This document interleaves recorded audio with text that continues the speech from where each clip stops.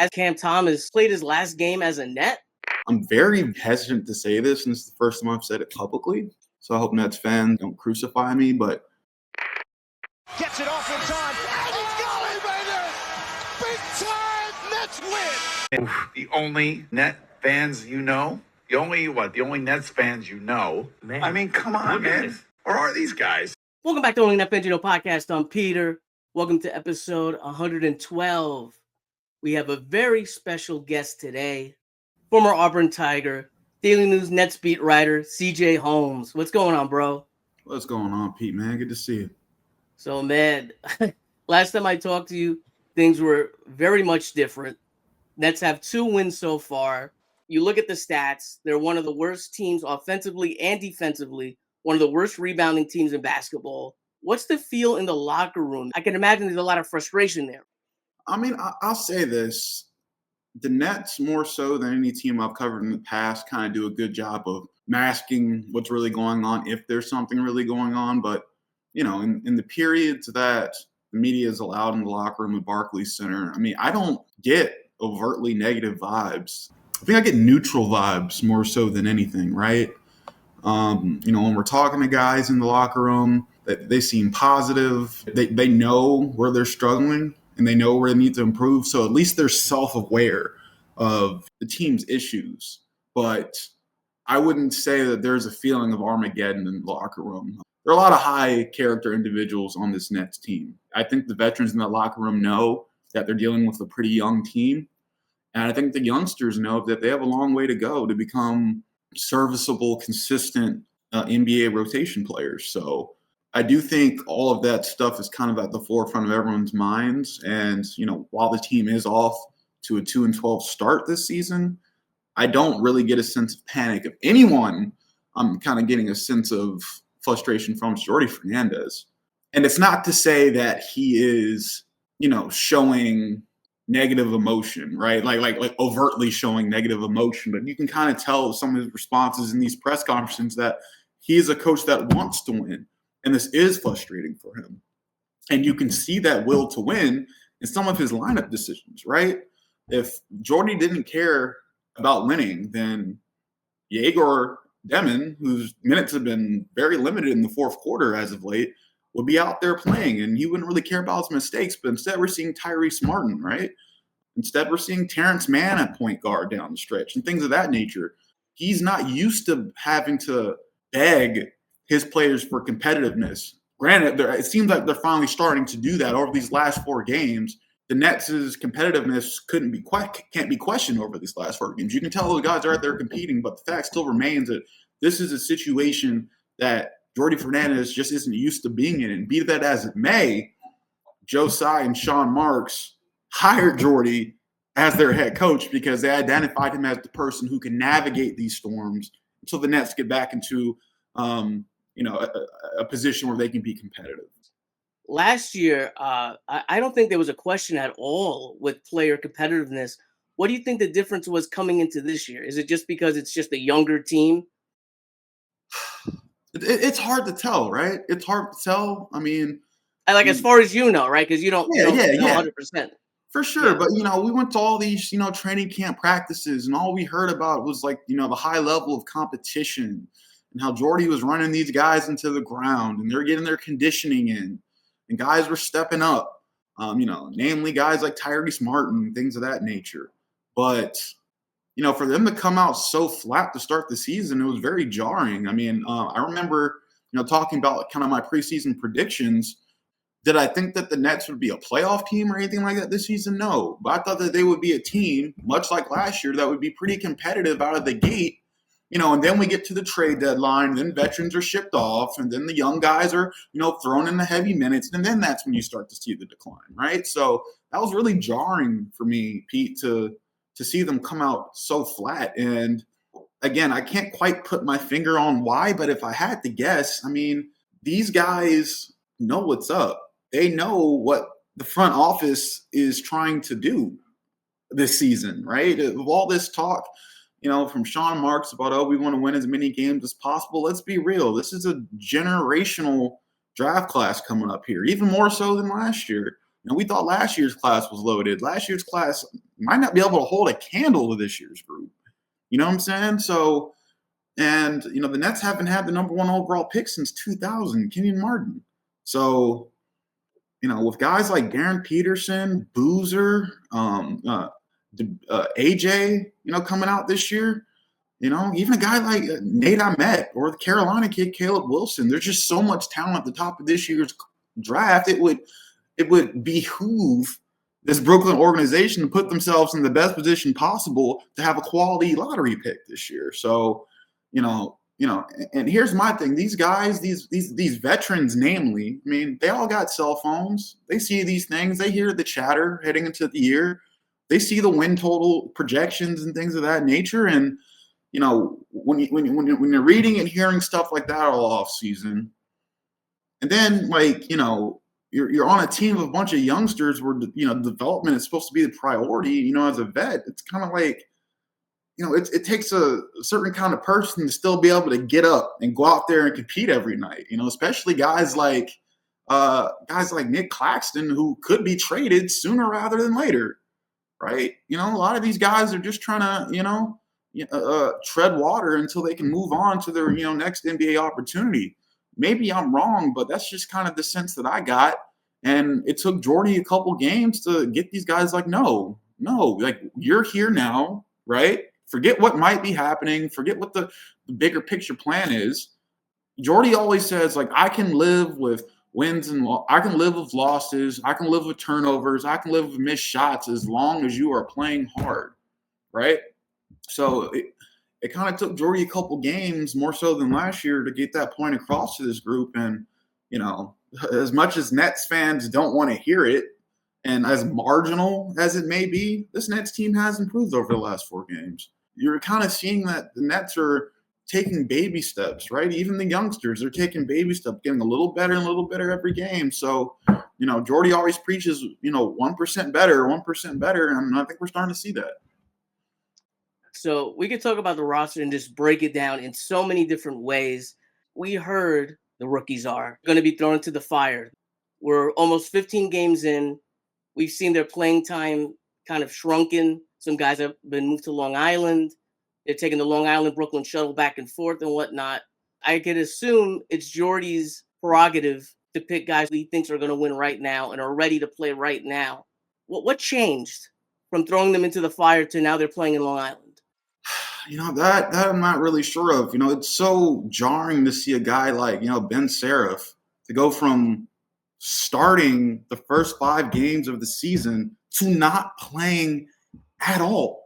I don't think I've ever seen anything like that before. Or by the way, he's not even starting in Long Island, by the way. It's already starting. And he's not even starting in Long Island. So it's just like, it's really jarring, if a guy like Nolan, I kind of see the issues, right?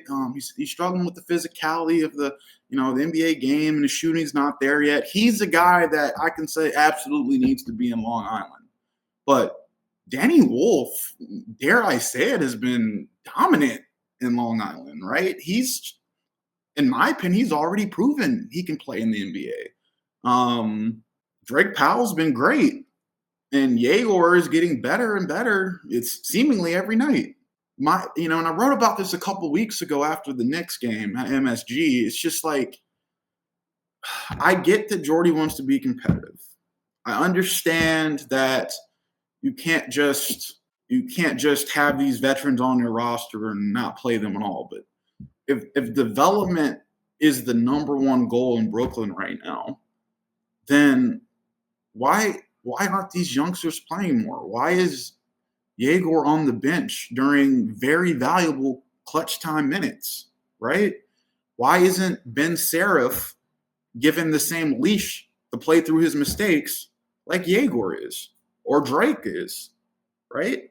And I don't understand at all why Danny Wolf can't get on the court right now. Now, granted, they're very closed door in this organization when it comes to what's actually going on behind the scenes. So maybe there's something that's going on with guys like Danny and Ben behind the scene that's keeping them from playing actual minutes. But in my mind, it just doesn't make sense. I mean, if the goal is to Now, granted, this could change, right? It's only game 14. We've only been through 14 games. There's a lot of season left. We're not even close to the trade deadline. A lot can change between now and February, now and March, right? But my biggest thing is the Nets fell behind in the standings so quickly. In my mind, it's what do they have to lose? What do they have to lose? You drafted these guys in the first round for a reason. Let them play. Find some minutes for Danny Wolf somewhere. Some minutes that aren't in the final 2 minutes to 30 seconds of regulation, right? He's not going to learn anything that way. Yeah, it's definitely really perplexing, man. But, again, Jordi wants to be competitive. Jordi doesn't want to be embarrassed. And, based on where some of these guys are at in their development, maybe if all 5 of them were in the rotation in some way, that's exactly what would be happening to the Nets more so every night. Mm-hmm. I think the Cam Thomas injury kind of threw a wrench into everything. Obviously, I think the Cam Thomas injury should more so open the door for these young guys to play in the backcourt, right? I love Tyrese Martin as much as the next person, but is Tyrese like the future? I'm not sure. He's older, right? I do think he's an intriguing talent. I think has more talent than he gets credit for, but, the Nets just took 5 guys in the first round. Like, those are the kids that should be on the court right now. You know what I'm saying? Oh, absolutely. And with Cam Thomas, has he played his last game as a Net? If he gets traded, he absolutely has a chance to veto it due to him taking the qualifying offer. So I would look at it as maybe his agent talks to teams, you see who's interested, and the Nets find a deal via that way, a team that Cam Thomas already has approved. Well, what do you think about all that? Yeah, I think we'll see Cam Thomas. I don't think Cam Thomas has played his last game as a Net. I think we'll see him back on the court before the end of the year, mainly because I don't think Cam has shown enough in his limited appearances this year to, warrant a deal elsewhere, warrant a trade elsewhere. I'm not sure if his value is where it should be right now to get anything substantial in return. And that's no knock on Cam, but that's just the reality of his situation. And I don't see a scenario where he's healthy and they just sit him down. He's far too talented for that. And, while I do believe that the relationship between Cam and the Nets, it's a little strained based on what happened this summer, I don't think they'll disrespect him to the point where they'll just sit him on the bench indefinitely. That just doesn't make sense to me. Even in their prerogative, wouldn't you want him to play so you try to build back his value? Because I know it could be a distraction, but a second round pick is still an asset. If you're going to choose between nothing and a second round pick, I'd probably take a second round pick. Of course, maybe the ideal situation would be a sign and trade after the season, but I just don't see them trying to lose an asset for no reason, right? Yeah, doesn't do that. Yeah. Like I said, we'll see Cam again before the end of the year, I'm sure. Even Cam said himself, his hamstring injury is not as bad as it was last year. Granted, he could just be saying that to, play down the narrative, but I fully expect him to be back on the court, and I think he plays out the year, the Nets, truthfully. Nic Claxton has blossomed in Jordi's system. I was one of the people that was a little weary on him possibly playing that offensive hub in the point series offense, but he's gotten his numbers up, and I can't lie. The guy looks good in the position so far, and his trade value gone up also. How is Nic Claxton treating this season? And you mentioned him being one of the veterans that's been so important to the locker room. Do you think there's a possibility they could look to move him? Oh, I think for sure. Nick's been great this year. You can tell he's really starting to click and understand what his role is in Jordi Fernandez's system.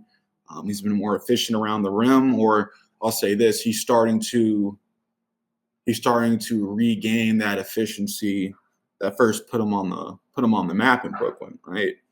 What stands out the most about Nick this season has been his passing, right? Showing that, he's more than just a finisher. He's a guy that can get others involved. He's a guy who can make quick reads and crisp passes.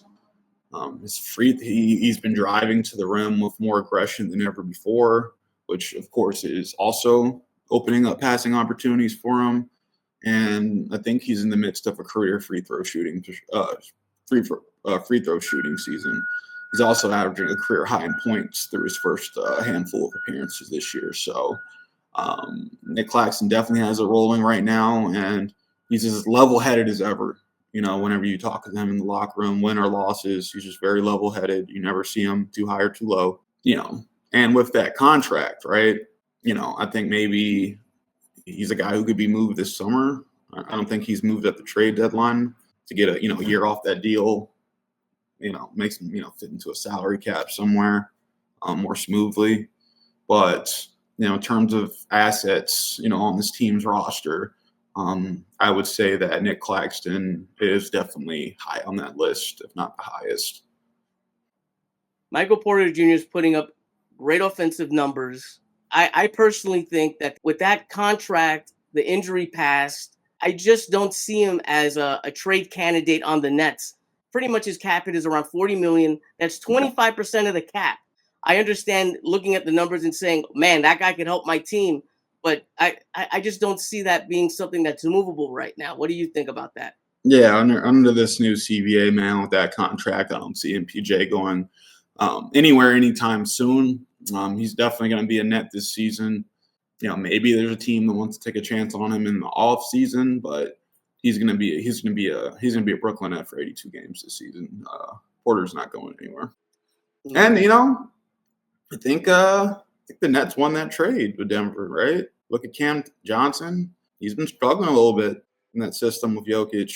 So good for the Nets. And they got a pretty valuable future Nuggets pick out of it too. Give Sean Marks his credit. That was a good deal. So this guy has been talked about for starting over the rookies. But what is Terrence Mann's role on this team? He's one of the older guys on the team. I look at his numbers and his contract, and I think he might be someone who could be looked at the trade at the deadline. It seems like Jordi really likes him. Yeah, he's really just a stabilizing presence, a veteran that's played in a handful of playoff games, been there, done that, been around the block, played for multiple franchises now. I think Clippers, Hawks. I'm not sure if there's been any other stops in between before you arrived in Brooklyn, but Terrence Mann's a pro's pro. He does the right things the right way. He works hard. One of the guys that comes early, stays late. And, while his numbers might not pop out, he's very steady presence out there and a very solid defender. And those are two things that Brooklyn needs a lot more of this season. I'm not really sure, what his value is right now, just simply because he hasn't had like a glaring impact. He's had more of a subtle impact on this Brooklyn roster. I think he'd be surprised what they'd look like without him in the rotation. How much worse they look without him in the rotation. But in terms of his value, I'm just not sure what the Nets could fetch for him. And I think that I'm not sure if his contract is necessarily team-friendly either. It's 15.5 for the next 2 years, then $16 million. It sounds like a lot right now, but if you look at the percentage of the hit, it's like around 10%. And he is shooting 35% from three. I don't know if he can keep that up, but I see that as something to keep on looking at as the season goes on. If he keeps his numbers up and keeps on playing the way that he is. Yeah. So now I'm going to ask your opinion on this. This could be any player you want. Has anybody surprised you this season so far? It could be a bench player, starter, whatever it may be, or someone that you're just like, man, I could see the improvement in this guy, or I enjoy watching this guy. It's gotta be Egor for me, man. It's granted it's early, but it's his shooting, man. It's his shooting. All off season, all of us are writing about, can he shoot at the NBA level? He didn't show it that much at BYU. And I'm very, very hesitant to say this, and this is the first time I've said it publicly. So I hope Nets fans and NBA fans alike don't crucify me. But when he rises up, shoot that three ball, man, it looks so much like Klay Thompson, man. It looks so much like it's not as quick as Klay's release. I don't think anybody's release is as quick as Klay's, but man, it's pure. It's pure. And I don't know if that's something that he's just always had in his game and didn't really get to show it at BYU, or if it's a testament of his hard work this offseason. But man, I think he's at or around 40% on the season from deep. And as he continues to hit that shot, it's going to continue to open up the rest of his game, right?